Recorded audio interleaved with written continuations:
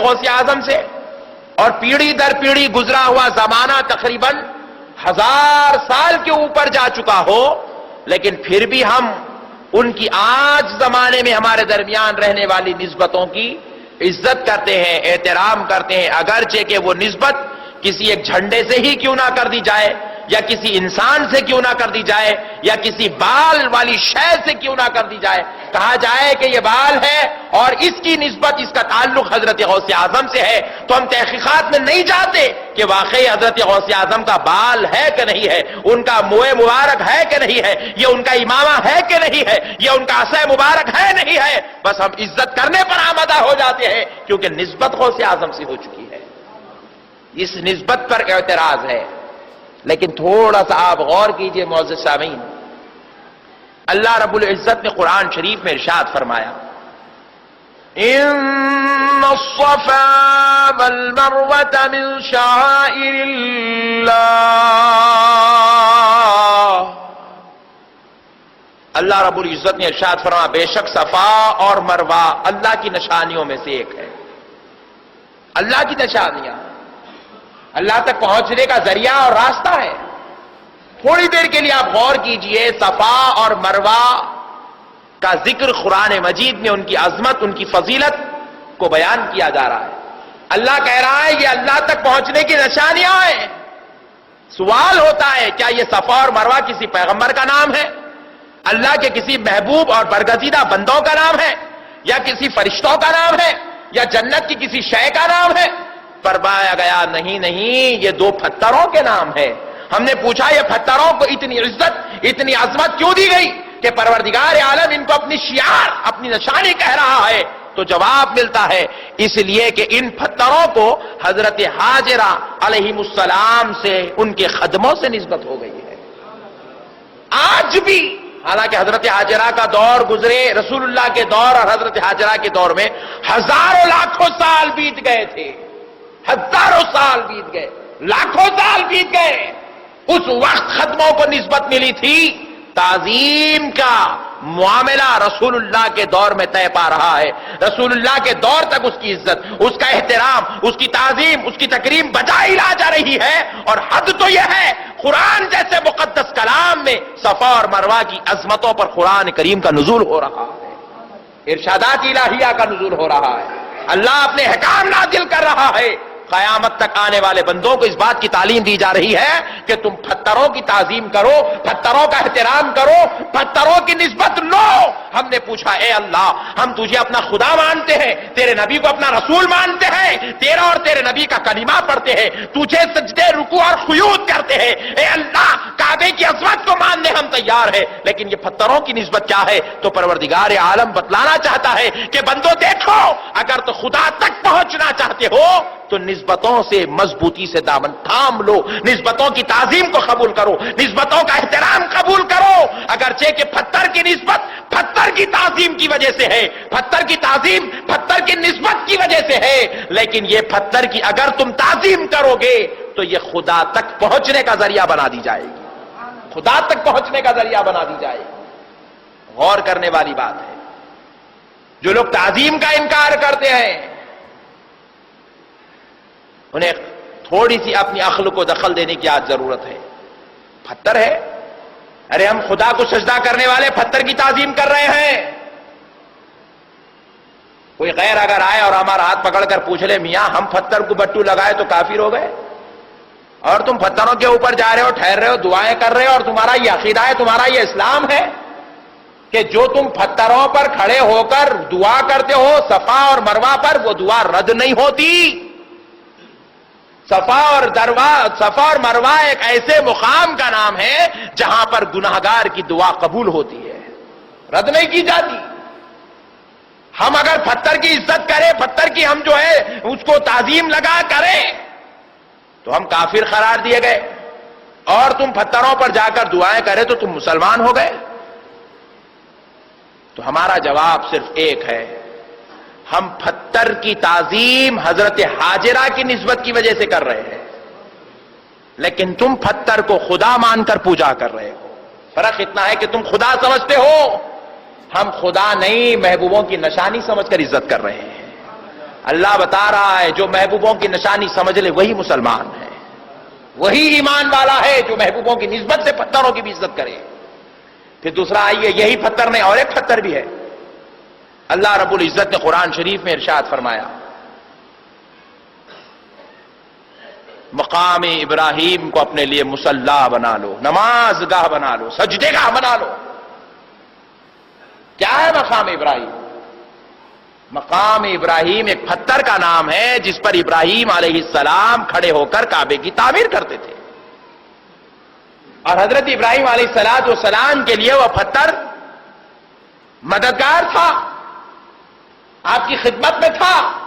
جب آپ کو اوپری حصے کی تعمیر کرنا ہوتا آپ پتھر کو حکم فرماتے، وہ پتھر اوپر کی طرف بڑا ہو جاتا تھا۔ جب نیچے آنا ہوتا تو ابراہیم علیہ السلام حکم کرتے، وہ پتھر نیچے کی طرف پست ہو جاتا تھا۔ اسپرنگ کا کام کرتا تھا ابراہیم علیہ السلام کے لیے۔ ابراہیم علیہ السلام اس پتھر پر کھڑے ہو کر تعمیر کروائے۔ اللہ نے دیکھا کہ میرا محبوب اپنی اس تعمیر کعبہ کے لیے اس پتھر کو پسند کرتا ہے، تو رب کریم نے کہا ابراہیم چاہے کچھ بھی ہو جائے، یہاں کے در و دیوار بدل جائے، یہاں کی راگ و رنگت بدل جائے، یہاں کی زیب و زینت بدل جائے، مسجد حرام کا نقشہ بدل جائے، لیکن مقام ابراہیم کی جگہ نہیں بدلی جائے گی، اور قیامت تک آنے والے ہر مسلمان کے لیے مقام ابراہیم کو سجدگاہ بنا دیا جائے گا۔ پوچھا گیا مولا مقام ابراہیم کو اتنی عزت، اتنی تعظیم، اتنا احترام کہ اس کی رفعت کا ذکر قرآن میں ہو رہا ہے، اس کی تعظیم کا چرچا قرآن میں ہو رہا ہے، اس مقام کا تذکرہ رسول اللہ پر نازل کیا جا رہا ہے، تو رب کریم نے بتلایا ہم اپنے بندوں کو بتانا چاہتے ہیں کہ ہمیں تعظیم کتنی پسند ہے، احترام ہمیں کتنا پسند ہے۔ نبیوں کا احترام تو کجا بہت دور کی بات ہے، نبی جس پتھر پہ کھڑا ہو جائے وہ پتھر بھی تعظیم کے لائق ہو جاتا ہے، نبی جس پتھر پہ کھڑا ہو جائے وہ پتھر بھی ادب کے لائق ہے، نبی جس جگہ بیٹھ جائے وہ جگہ بھی ادب کے لائق ہے۔ اسی لیے خدا کی قسم ہر اللہ کے ولی کے دربار میں جا کر دیکھو ان کی مزار اقدس کے پاس ایک چھلا نظر آتا ہے، اسی لیے اہل سنت والجماعت کے لوگ ان چھلوں کی بھی عزت کرتے ہیں، کیونکہ یہاں ولی کے بیٹھنے کی جگہ ہے، اور ہمارے عقیدے کے مطابق ولی تو ولی جس جگہ بیٹھ جائے وہ جگہ بھی عزت کے لائق ہو جاتی ہے۔ ہمارے گھر میں گلاب کے پھول کے جھاڑ ہے، ہم کبھی توڑ کر نہیں کھاتے، ہمارے گھر میں بھی پھول رکھے ہیں، ہم کبھی توڑ کر نہیں کھاتے، ہمیں شادیوں میں تقاریب میں پھول پلائے جاتے ہیں، کبھی کوئی نوشا اپنے گلاب کے پھول کے ہار سے پھول توڑ کر نہیں کھاتا۔ اگر ایسا کھا لے تو آپ دیوانہ کہیں گے، ایسے کیسے دیوانہ ہو گیا ہے، خود پھول پھنائے پھول کر کھا رہا ہے، یہ دیوانگی کی علامت ہے۔ کسی کے بیوی کے پاس پھول لگائے جاتے ہیں، صرف خوشبو سونگھی جاتی ہے، توڑ کر پھول نہیں کھایا جاتا۔ لیکن قربان جاؤ ولی کی بازار پہ جاتا ہے تو پھول کھائے بغیر رہا نہیں جاتا، یہاں کھانا گوارا نہیں، وہاں چھوڑنا گوارا نہیں۔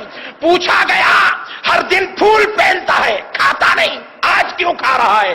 پتا چلا وہ پھول مجھ سے نسبت پائے تھے تو تعظیم کے لائق نہیں، میں گناہگار ہوں، یہ ولی سے نسبت پا گئے ہیں، فیض یافتہ ہو گئے ہیں، فیض دینے کے حقدار ہو گئے ہیں، اس لیے کھایا جا رہا ہے۔ اللہ بتا رہا ہے نبی جا کھڑا ہو جائے، خدائے رب ذوالجلال کی قسم حضرت ہاجرہ کھڑے ہوئے کتنے سال ہوئے؟ ہزاروں سال، لاکھوں سال گزر گئے۔ ابراہیم علیہ السلام کھڑے ہوئے کتنے سال گزرے؟ مقام ابراہیم پر لاکھوں ہزاروں سال گزر گئے، آج بھی پتھروں سے فیض جاری ہو رہا ہے، آج بھی پتھروں سے فیض جاری ہو رہا ہے۔ تو رب بتا رہا ہے ولی یا نبی کسی عام شے کا نام نہیں، وہ جہاں بیٹھ جاتے ہیں فیض کی دریا بنا کر اٹھ جاتے ہیں، قیامت تک جو لوگ وہاں آتے ہیں وہ دریا سے فیض حاصل کیا جاتا ہے، فیض حاصل ہوتا ہے۔ کنواں کھودے سینکڑوں سال ہو گئے، پانی سب کو مل رہا ہے، ولی جہاں کھڑا ہو جائے وہاں فیض کا کنواں بن جاتا ہے، وہاں فیض کے سمندر۔ یہی نہیں ایک اور پتھر بھی ہے، سن لیجئے معزز سامعین اکرام، ذرا غور کیجئے، حجر اسود ایک پتھر کا نام ہے، کعبہ مقدسہ کعبہ معظمہ کے بیچوں بیچ ایک پتھر پیوست ہے، اس پتھر کی تعظیم ہر جماعت والا کر رہا ہے۔ ہم کو لوگ کہتے ہیں کہ بھئی آپ لوگ پتھروں کی تعظیم کرتے ہو، پتھروں کی تعظیم کرتے ہو، پتھروں پہ جا کے سر ٹکا دیتے ہو، وہ ہاتھاں ٹیکتے ہو، وہ چومتے ہو، وہ چاٹتے ہو، عجیب و غریب باتیں کرتے ہیں. پھر آپ حجر اسود کو کیا کر رہے ہیں؟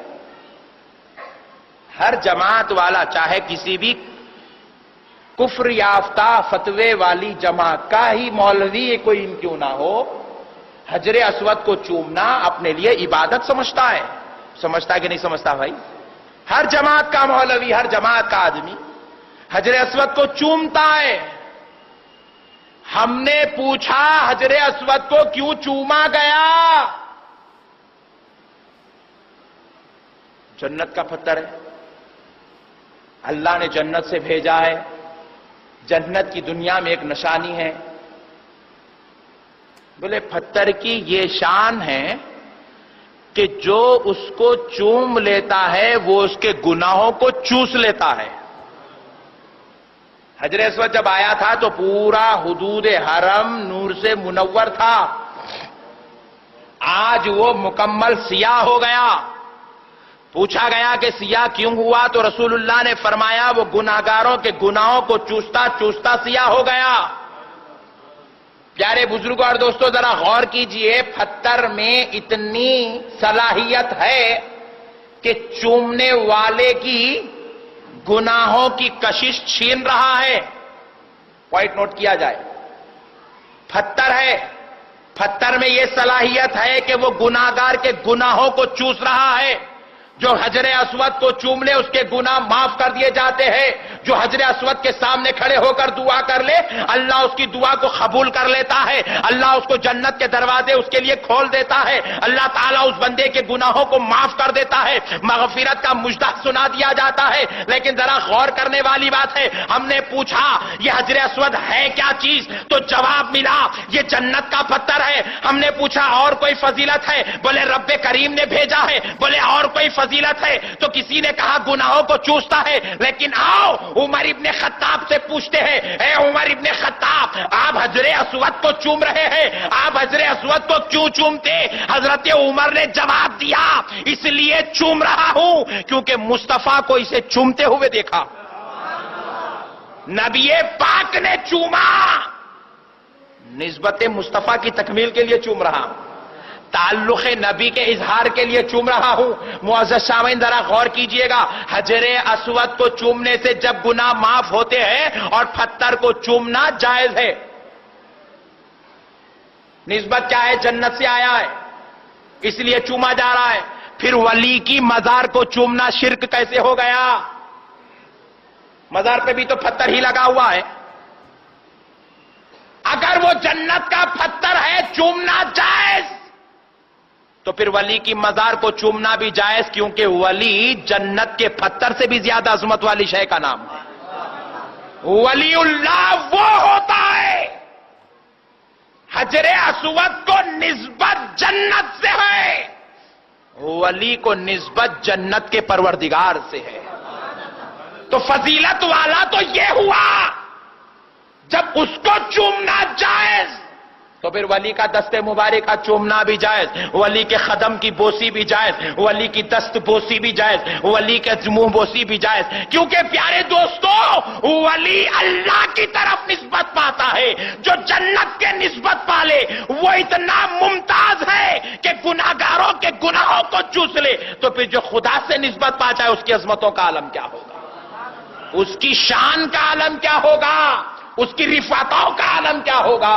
اب دیکھیے یہ اسلام ہے جو پتھروں کی تعظیم کروا رہا ہے اور کوئی مسلمان اس بات کا انکار نہیں کر سکتا، اور اگر انکار کر دے تو پھر وہ مسلمان رہ نہیں سکتا. کوئی یہ نہیں کہہ سکتا میں حجر اسود کی تعظیم نہیں کروں گا، کوئی یہ نہیں کہہ سکتا میں صفا مروہ کی تعظیم نہیں کروں گا، کوئی یہ نہیں کہہ سکتا کہ میں مقام ابراہیم کی عظمت قبول نہیں کروں گا. نہیں کہہ سکتا، کرنا لازم ہے. اگر نہیں کرنے کا بات کیا تو اسلام سے خارج ہو جائے گا.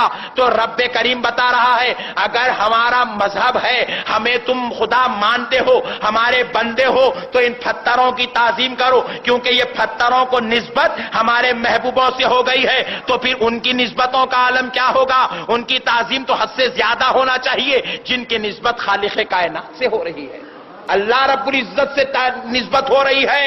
تو ان کی عزت، ان کی عظمت، ان کے ادب، ان کے احترام میں تو حد درجہ اضافہ ہونا چاہیے۔ اب آئیے ایک اور پتھر کی طرف لے چلتا ہوں۔ معزز سامعین کرام قربان جائیے کہ اللہ رب العزت لوگوں کو توفیق دے، لوگوں کو ہدایت دیے کہ اللہ نے ایک کعبے کا گھر بنوانے کا حکم دیا تو 1,24,000 پیغمبروں کے دور میں جب جب ضرورت پڑتی گئی نبیوں سے کعبے کی تعمیر رب نے کروائی، اور اب بندوں کو حکم دیا گیا کعبے کی عزت کرو۔ پوچھا مولا کعبے کی عزت کیا ہے؟ بولے اس کی طرف رخ کر کے عبادت کرو، اس سے بڑی عزت اور کیا چاہیے بھائی؟ یہ کعبے کی عزت ہے کہ آج دنیا کا ہر مسلمان خدا کو سجدہ کرتا ہے لیکن رخ کعبے کو کر رہا ہے۔ یہ کعبے کی عزت ہے۔ وہ کعبے میں کعبہ جو بنا ہے جس کی عزت ہو رہی ہے کون سی شے کا ہے؟ بولے پتھر کا ہے۔ ذرا غور کیجئے، پتھر کی عزت ہو رہی ہے۔ تھوڑی دیر کے لیے آپ سوچئے، آپ رخ پتھر کی طرف کر کے بیٹھے ہیں، پتھر کا ادب کر رہے ہیں۔ مسجد میں 2000 آدمی آ جائے تو ایک بھی ادھر پیٹ کر کے نہیں بیٹھتا، سب چہرہ کر کے بیٹھتے ہیں۔ کیوں؟ کعبے کی عزت ہو رہی ہے۔ کعبہ کیا ہے؟ پتھر کے گھر کا نام ہے۔ ہم نے پوچھا کیا کعبہ خدا ہے؟ کیا کعبہ کسی نبی کا نام ہے؟ کیا کعبہ کسی ایسی عظمت والی شے ہے جو رب کریم نے سب سے زیادہ رتبہ دے دیا؟ یہ سوال کا جواب دینے کے لیے میرے مصطفیٰ نے بلال کو کعبے پہ چڑھا دیا، چڑھا کے بتایا یہ کعبہ نہ خدا ہے نہ نبی ہے، یہ پتھر کا گھر ہے۔ پتھر کے گھر کی اتنی عزت کیوں؟ جواب آیا کیونکہ یہ گھر کسی عام انسان کے ہاتھ کا بنایا ہوا نہیں، یہ نبیوں کے ہاتھوں سے بنا ہوا گھر ہے۔ نبیوں نے اسے تعمیر کیا، نسبت خدا کی طرف کر دی۔ گھر خدا کا ہے، تعمیر انبیاء کی ہے، اس لیے ادب کیا جا رہا ہے۔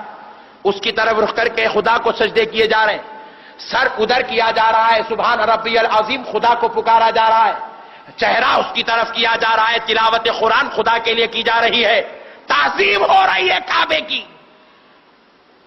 نسبت خدا سے ہے، پتھر کی عزت کروائی جا رہی ہے، عبادت خدا کی ہے، پتھر کا احترام کروایا جا رہا ہے۔ تو پھر ذرا مجھے کہنے دیجئے، جب پتھروں کی طرف رخ کرنا تعظیماً جائز ہے، عبادت کے درجے میں ہے، تو پھر ولیوں کی طرف اگر کوئی رخ کر کے فاتحہ پڑھ دے تو بدعت کی کیا بات ہے؟ ولیوں کی طرف رخ کر کے فاتحہ پڑھ دے تو بدعت کی کیا بات ہے؟ ولیوں کی طرف رخ کر کے کعبے کی طرف پیٹ کر دے تو بری کیا بات ہے؟ اللہ کے ولی کی تعظیم ہے، اللہ کے ولی کا احترام ہے۔ اللہ کے ولیوں کے درباروں کے سامنے سے جھکتے جاتے جاتے ذرا گردن جھکا کر سلام عرض کر لے تو بے ادبی کی کیا بات ہے؟ بدعت و شرک کی کیا بات ہے؟ یہ تو عقیدہ اہل سنت ہے۔ یہ رب کریم نے بتایا ہے جب پتھر کی نسبت اگر خدا کی طرف ہو جائے تو پتھر ادب کے لائق ہو جائے، تو پھر ولی کی نسبت اللہ کی طرف ہو جائے تو ولی بے ادبی کے کیسے ہو سکتا ہے؟ ولی کی بے ادبی کیسے ہو سکتی ہے جب قرآن کی عزت ہوتی ہے؟ پوچھا گیا کیوں؟ بولے اللہ کا کلام ہے، تو مجھے کہنے دو اسے کلام اللہ کہتے ہیں، اس لیے عزت کرتے ہیں، تو پھر اس کی بھی عزت ہونا چاہیے کیونکہ اسے ولی اللہ کہا جاتا ہے۔ وہ کلام اللہ ہے تو یہ ولی اللہ ہے۔ جب کلام اللہ کی عزت، ادب اور احترام جائز، تو پھر ولی اللہ کا بھی عزت، ادب اور احترام جائز ہونا چاہیے۔ خالی سمجھ کا پھیر ہے، لوگ اپنے گندے عقائد کو لے آ کر بھولے لوگوں کے سامنے بیان کر کے ان کے گمراہ کرتے ہیں۔ لیکن ایک اور پتھر ہے، یہ آزمائش کے لیے رکھا گیا۔ یہ 4 جو پتھر میں نے سنا ہے یہ مکے میں ہے، ایک پتھر مدینے میں ہے۔ مکے کا پتھر عظمت بتا دی گئی اور مدینے کے پتھر کی عظمت کو چھپا دی گئی۔ پوچھا مولا اس کا ذکر، وہ 4 پتھروں کا ذکر قرآن میں ہے؟ کعبے کا ذکر قرآن میں ہے، مقام ابراہیم کا ذکر قرآن میں ہے، صفا اور مروہ کا ذکر قرآن میں ہے، حجر اسود کا ذکر قرآن میں ہے، لیکن مولا یہ جبل احد کا ذکر قرآن میں کیوں نہیں ہے؟ رب کریم کی بارگاہ سے جواب آیا، اس لیے یہاں بندے کو آزمانا چاہتے ہیں۔ مقام ابراہیم کو نسبت ابراہیم علیہ السلام سے تھی، صفا اور مروہ کو نسبت ہاجرہ سے تھی، حجر اسود کو نسبت جنت سے تھی، کعبے کو نسبت انبیاء کے خود دست مبارکہ سے تھی۔ جبل احد کی عظمت کے صدقے جائیں نسبت خدوم مصطفیٰ سے تھی۔ نبی پاک رحمت للعالمین صلی اللہ تعالی علیہ وسلم جبل احد سے واپس تشریف لا رہے تھے۔ جنگ احد کے بعد جب حضور تشریف لا رہے تو جبل احد بھی رسول اللہ کے ساتھ چلنے لگا۔ کیا کرنے لگا بولیے؟ رسول اللہ کے ساتھ چلنے لگا۔ رسول اعظم صلی اللہ تعالی علیہ وسلم نے جبل احد کی تسلی کے لیے، اس کے اطمینان کے لیے اپنے عزیز ترین چچا حضرت امیر حمزہ کو جبل احد کے دامن میں تدفین فرمایا تاکہ جبل احد کو تسکین ملے۔ جب جبل احد پھر چلنے لگا، مصطفیٰ نے فرمایا احد یہیں پر کھڑا ہو جا، میں تیرے لیے چچا کو چھوڑ جا رہا ہوں۔ کہا احد کھڑا ہو جا۔ احد بے چین اور بے قرار ہو گیا۔ کہا یا رسول اللہ میں آپ کے ساتھ چلوں گا، آپ کے ساتھ رہوں گا۔ رسول اللہ نے فرمایا تو دنیا میں میرے ساتھ رہے گا یا جنت میں میرے ساتھ رہے گا؟ عرض کیا یا رسول اللہ جنت میں، دنیا میں، جنت میں؟